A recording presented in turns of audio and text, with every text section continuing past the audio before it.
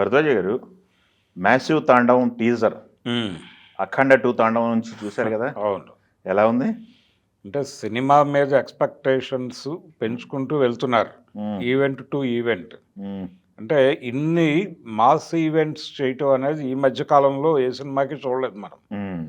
అలా ఈరోజు ఒక ఈవెంట్, ఆ ఈవెంట్ ప్రధానంగా టీజర్ లాంచ్ అన్నారు. అవును.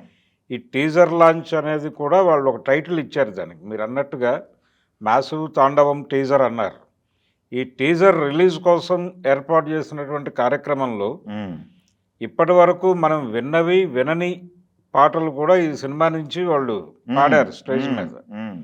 అంటే టోటల్గా ప్రతి శివరాత్రికి ఇంటింటా మోగేటువంటి దాదాపు 7-8 పాటలు కంట్రిబ్యూట్ చేసినట్టుగా తమన్ మ్మ్. కనిపిస్తున్నాడు. మ్మ్.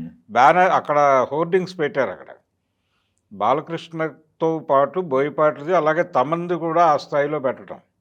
అంటే మ్యూజిక్కి చాలా ప్రాధాన్యత ఉంది సినిమాలో అనేది ప్రధానంగా చెప్తూ వచ్చారు. అయితే నటరాజ స్వరూపం అంటారు శివుణ్ణి.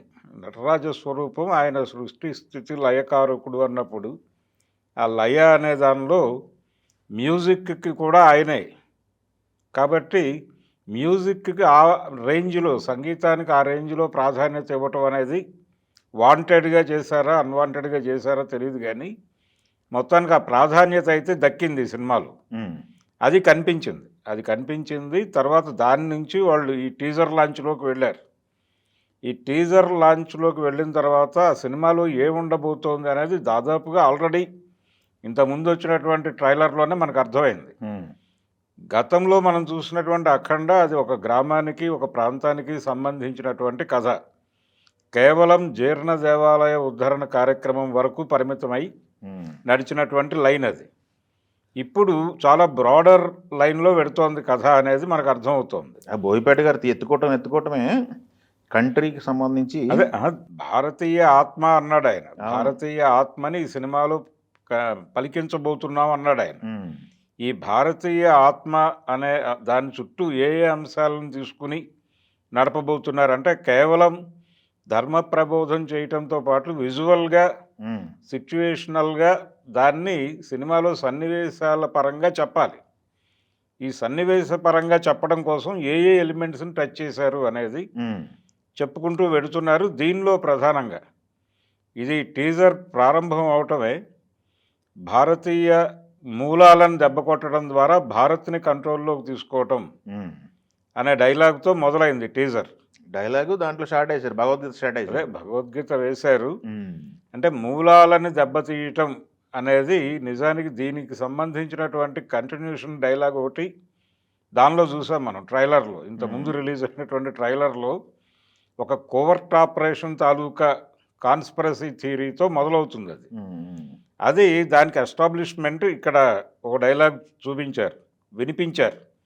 ఈ వినిపించిన డైలాగ్ అంటే కరెక్ట్గా మనకి ఆ క్యారెక్టర్లో మేబీ ఆది పినిశెట్టి కనిపించే ఛాన్స్ ఉంది.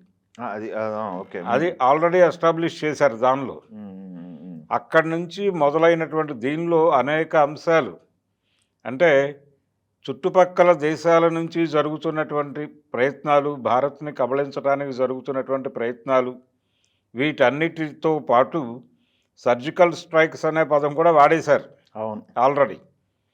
కాబట్టి చుట్టుపక్కల ఉన్నటువంటి భారత్ని కబళించడానికి, రాజకీయంగా కూడా కబళించడానికి, మ్మ్. ధర్మము మాత్రమే కాదు దీనిలో భౌగోళిక స్థితులు, ఇంకా చాలా విషయాలు మాట్లాడబోతున్నారు. పహల్గాం లాంటి ఇన్సిడెంట్లు కూడా ఉండే అవకాశం మ్మ్. కనిపిస్తోంది. మ్మ్. ఈ విజువల్ నేరేషన్లో ఆ ధోరణి కనిపించింది.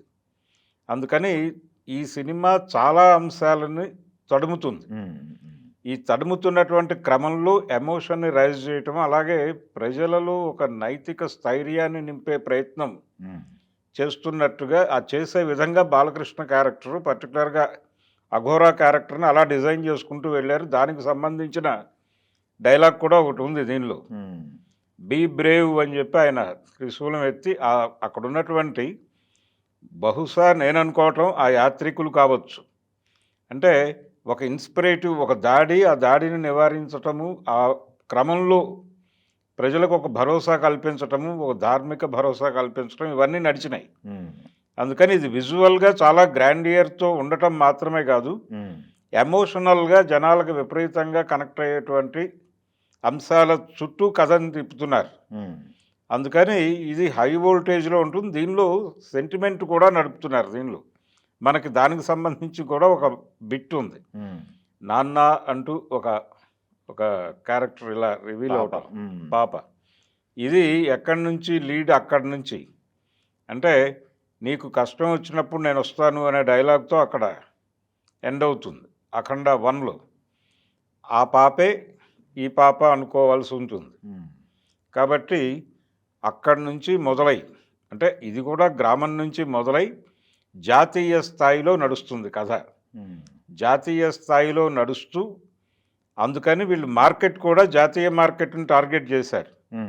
టార్గెట్ చేయడం ద్వారా వీళ్ళు చెప్పదలుచుకున్న అంశాలను చెప్పదలుచుకున్న లెంగ్త్లో, చెప్పదలుచుకున్న విజువల్ స్కేలింగ్లో చెప్పడానికి అవకాశం దొరుకుతుంది. అంటే విజువల్ స్కేలింగ్కి సంబంధించి చాలా గ్రాండియర్గా నడపటంతో పాటు ఇండియన్ ఫిలాసఫీని, మైథాలజీని, వీటన్నిటిని మిక్స్ చేసి దీన్ని ఒక విధంగా ఆయనే చెప్పుకున్నట్టుగా సనాతన ధర్మము ఇవన్నీ మాట్లాడారు ఆల్రెడీ. అవునవును. ఈ ధార్మిక ప్రపంచంలోకి జనాల్ని తీసుకువెడుతూ జరుగుతున్నటువంటి వినాశనాలని ఆపటం అనే బాధ్యత కూడా వీళ్ళే తీసుకున్నట్టుగా ఒక నేరేటివ్ స్టైల్లో వెళ్ళాడు ఆయన. అందుకని ఇది డెఫినెట్గా, అంటే రకరకాల మాటలు వినిపిస్తున్నాయి కానీ దీని మొత్తంగా జనాల నుంచి వస్తున్న రెస్పాన్సు, టీజర్కి కానీ ట్రైలర్కి కానీ పర్టికులర్గా పాటలకు వస్తున్నటువంటి రెస్పాన్స్ చూస్తే ఇది ఒక బ్లాస్ట్ ఏదో క్రియేట్ చేయబోతోంది. బోయపాటి పాన్ ఇండియా మార్కెట్లో తనదైన ముద్ర వేయటం అనే కార్యక్రమానికి ఆయన ప్రయత్నం చేశాడు ఇంతకుముందు. అది దీంతో వర్కౌట్ అయ్యేటువంటి పరిస్థితి అయితే కనిపిస్తోంది డెఫినెట్గా. అంటే వాళ్ళ టార్గెట్ రీచ్ అవుతుంది. ఇది డెఫినెట్గా భారతీయ ఆత్మ అంటున్నాడు ఆయన, భారతీయ ప్రేక్షకుల్ని ఆకట్టుకునేటువంటి అంశాలతోనూ ఎమోషనలైజ్ చేయడంతో పాటు డిస్కసివ్ పాయింట్గా మారేటువంటి సినిమాగా ఉండబోతోంది అనే దానికి సంబంధించి ఒక విజువల్ నరేషన్ ఈరోజు ఇచ్చారు. ఇది చాలా హైప్ క్రియేట్ చేస్తోంది. ఇది ఇక్కడితో ఈ ప్రమోషనల్ యాక్టివిటీ ఆగదు. వీళ్ళది ఇంకా ఉంది. 5వ తారీఖు దగ్గరకు వచ్చేస్తుంది. ఇంకో 2-3 ఈవెంట్స్ ఉన్నట్టున్నాయి. ఇంకొక గ్రాండియర్ ఈవెంట్ ఏదో ఒకటి ఉంది. మనకు మొదటి నుంచి వినిపిస్తున్నటువంటి ఈవెంట్ ఉంది. అది ఉంటుందా లేదా అనేది పక్కన పెట్టేస్తే నార్త్ ఇండియాలో కూడా ఇంకొక ఈవెంట్ ఏదో చేయబోతున్నారు అనేది మనకు ముందున్నటువంటి సమాచారం.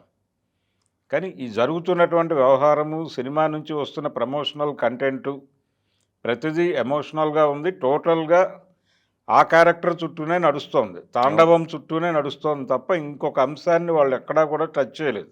క్లియర్గా ఉన్నారు. వాళ్ళు ఏం చేశారో అదే చెప్తున్నారు బయట. అదే చెప్తున్నారు. ఎక్కడా కూడా డీవియేషన్స్ లేవు. దాంతో ఆడియన్స్ ఒక మూడ్లో ఉన్నారు. ఇప్పుడు ఈ మూడ్లో అలా థియేటర్ వరకు నడిపించేసి థియేటర్ నుంచి బయటకు వచ్చాక కూడా ప్రేక్షక తాండవం నడిపే లెవెల్కి తీసుకెళ్తున్నారు.